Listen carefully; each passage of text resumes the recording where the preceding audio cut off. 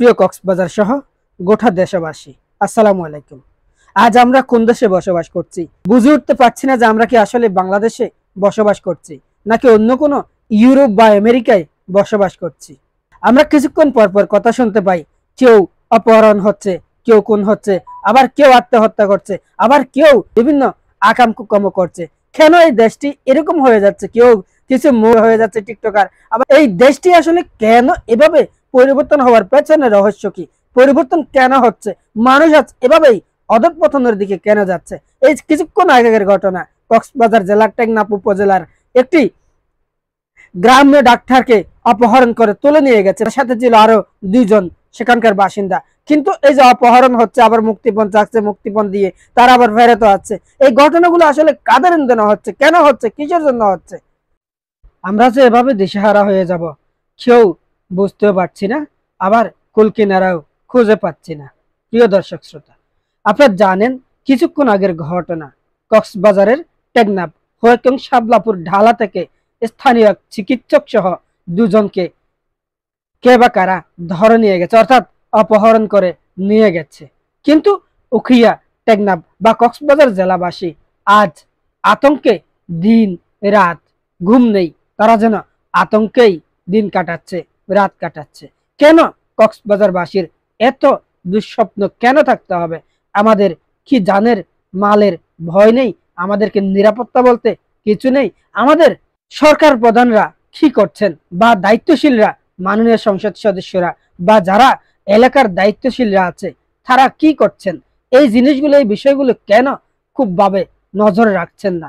তারা যদি আরো একটু খেয়াল ভালোভাবে দিতে হয়তো অপহরণ, খুন, গুম, আত্মহত্যা বা ধর্ষণের মতো জঘন্য ঘটনা থেকে হয়তো আমরা রেহাই পেতাম, আমরা মুক্তি পেতাম।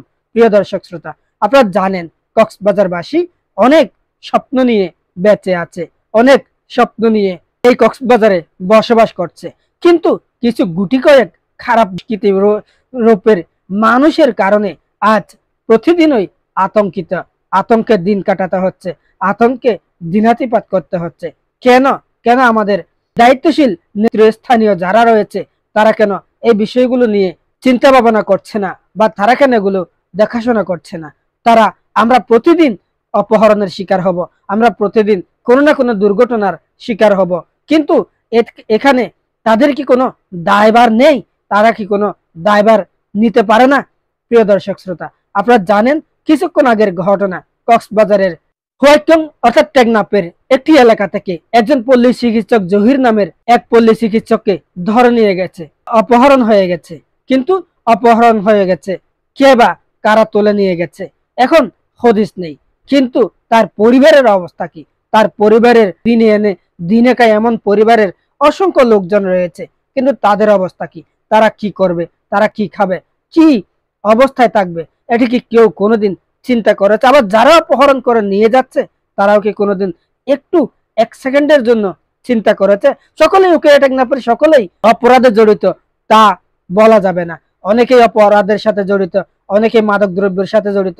যারা মাদক দ্রব্যের সাথে জড়িত তাদের হয়তো অনেক টাকা পয়সা অর্থকড়ি আছে, কিন্তু যারা সাধারণ মানুষ, যারা খেটে খাওয়া মানুষ, তাদের কি বা আছে, কি বা থাকে? তারা যদি এভাবে অপহরণের শিকার হয়, কিন্তু তারা যদি এভাবে বিভিন্ন দুর্ঘটনার শিকার হয়, এই বিষয়গুলো আসলে কারা দায়িত্ব নেবে? কাদের দায়িত্বে থাকবে? কারা এগুলো দেখাশোনা করবে? প্রিয় দর্শক শ্রোতা, আপনাদের কাছেই বিচার, আপনাদের সাথে নিয়েই পথ চলা। আপনারা যদি কমেন্ট করেন, আপনাদের মতামত জানাতে পারেন, তাহলে অবশ্যই অনেকেই হয়তো ভিডিওটি দেখতে পারে, তারা হয়তো অনেকেই দায়ভার নিতেও পারে। জনপ্রতিনিধিরা রয়েছে প্রত্যেক এলাকায়, প্রত্যেক জেলায়, প্রত্যেক ওয়ার্ডে, প্রত্যেক ইউনিয়নে, সরকারের প্রধানদের নিকটবর্তী অনেক দায়িত্বশীলরা রয়েছে, কিন্তু তারা আজ কোথায়? তাদের কেন চুপ খুলছে না? তারা কেন চুপ খুলছে না? তারা এভাবে লুকিয়ে থাকলে, তারা এভাবে ঘরবন্দি থাকলে, তারা যদি তাদের এলাকার, তাদের নিয়ন্ত্রিত এলাকাগুলোর দায়ভার যদি নিতে না পারে, কেন তারা জনপ্রতিনিধি হিসেবে আছে? আজ আমি অপহরণের শিকার হচ্ছি, কাল আরেকজন অপহরণের শিকার হচ্ছে, এর পরবর্তীতে আরেকজন অপহরণের শিকার হচ্ছে। এর দায়ভার গুলো আসলে কাদের হাতে থাকে, কাদের উপরে বর্তায়? আমরা যারা সাধারণ নাগরিক রয়েছি, আমরা তো আসলে সাধারণভাবে চলাচল করতে চাই। আমরা তো চাই না কারো অপহরণের শিকার হতে।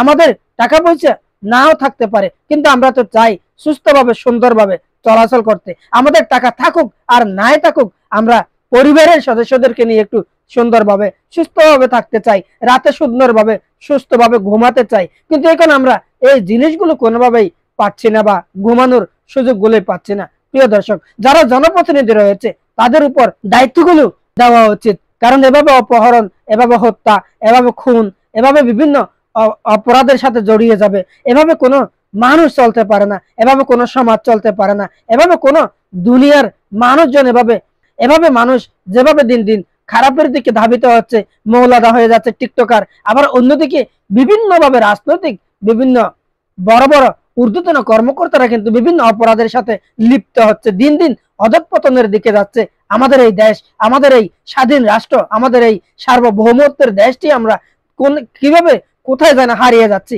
কোথায় যেন আমরা ধ্বংস করে ফেলছি, আমরা কেন এভাবে অধঃপতনের দিকে নিয়ে যাচ্ছি, এই বিষয়গুলো আসলেই খেয়াল করা দরকার, বিবেচনা করা দরকার। এই বিষয়গুলো আসলেই চিন্তা ভাবনা করে সিদ্ধান্ত নেওয়া উচিত। ঊর্ধ্বতন যারা দায়িত্বশীল রয়েছে তাদেরও এই বিষয়গুলো আসলে দেখভাল করা উচিত বলে মনে করি।